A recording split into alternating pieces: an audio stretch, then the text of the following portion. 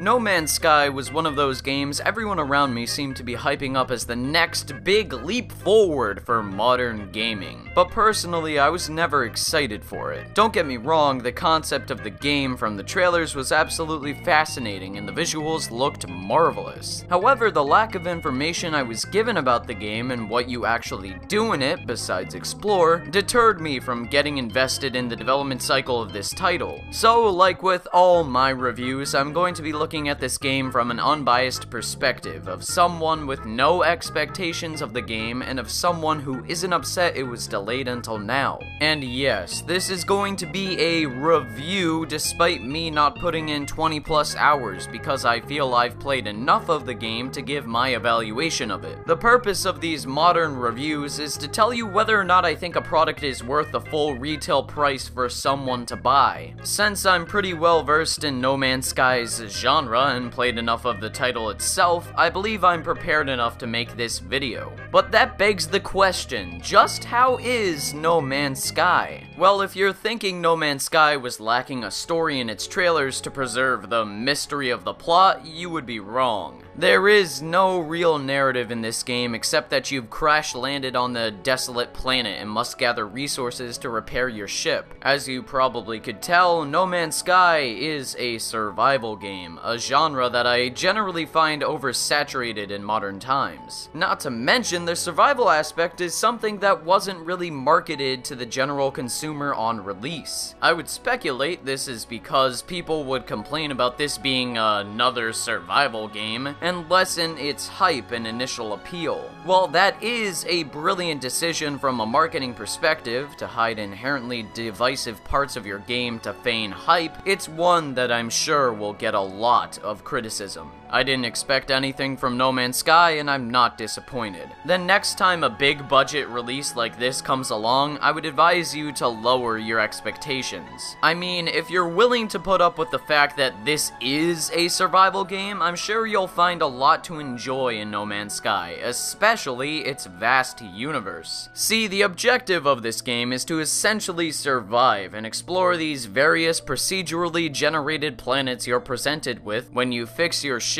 and are able to do so. Unlike other survival games like Rust or Minecraft that have seemingly limitless ways to personalize your world with building and multiplayer, No Man's Sky relies on your sense of adventure to carry the gameplay. Visually, this game is stunning. Kinda. On PS4, the semi-well-detailed texturing and great art style that uses a wide assortment of colors and pastels make the visuals fairly decent. Though, on the console, the graphics seem a bit lacking and not like what I was looking at in the promotional material. The textures look a bit watered down, and I hope on PC these texture issues are non-existent or at the very least improved. Another change I hope the PC version has are actual intelligent options. Right now, there's no slider for FOV, saving as far as I can tell, no way to map actions to your preferred buttons, which is annoying seeing as the sprint button requires you to push in the camera moving analog stick, which is fucking stupid, and so on. The lack of options is definitely detrimental to the overall experience for some players, including myself. I didn't mind the FOV slider being non-existent in particular, but I've had a few people tell me they've had a lot of issues with these lack of options, so again, I hope it's improved on the PC or patched at some point. There's also many times the frame rate stutters on the PS4 and numerous instances of pop-in, so needless to say, No Man's Sky isn't exactly technically solid on the release build I'm playing right now. And honestly, that's very frustrating. Without even expecting anything at all from the developers, I feel as if No Man's Sky is unfinished or that it's being released too soon. A few more weeks of care and polish could have easily worked out these issues and made me appreciate how fun the game actually is. Unfortunately, that wasn't the case, and I don't even care if there were lies or broken promises too. The fact is, No Man's Sky is not as good as it could have been on release. release. Fortunately for the presentation, the soundtrack here is alright. It's not the most stupendously sounding musical score I've ever listened to, but it does the job. The music is atmospheric for the sake of being atmospheric in a survival game setting. The only issue is that this causes the music to be more forgettable and, in turn, bland. Sure, the main title theme has a killer piano melody and rhythm, but that's only one track out of many that I can remember. With something like Minecraft, for example, at least there were songs you could pick out from the bunch that you could re-listen to and remember. Sorry to draw that comparison, but I feel it's important to recognize other survival games that inhabit the same market as No Man's Sky. It's actually where the crux of my criticism of the game as a product comes from. Now, I'm using the word product here because, as I've said, the purpose of my reviews is to inform you whether or not a game is going to be worth your money. No Man's Sky as a product is a lot worse than No Man's Sky as a game. This game is being sold at $60, while there are a huge collection of other cheaper, better survival games being sold at the same time. When you compare the content in No Man's Sky to the boundless entertainment in survival games like Minecraft, Terraria, Starbound, and Rust that all have multiplayer and depth, it's quite obvious which one is the worst deal by comparison. Do I think it's wrong to discredit a product like No Man's Sky because of its competition? No, not at all. This is the real world where it isn't all about success, happiness, or love, and like it or not, for a lot of people, $60 is a big purchase. Even for me, being a uber-rich YouTuber, it's difficult to justify spending a whole $60 on something like No Man's Sky when I know there are so many better options. But why is No Man's Sky so shallow? Why do I think it has less content than Terraria when it's huge? Ever heard of the saying, originally coined by my pal King K, who you should all go subscribe to, a mile wide but an inch deep?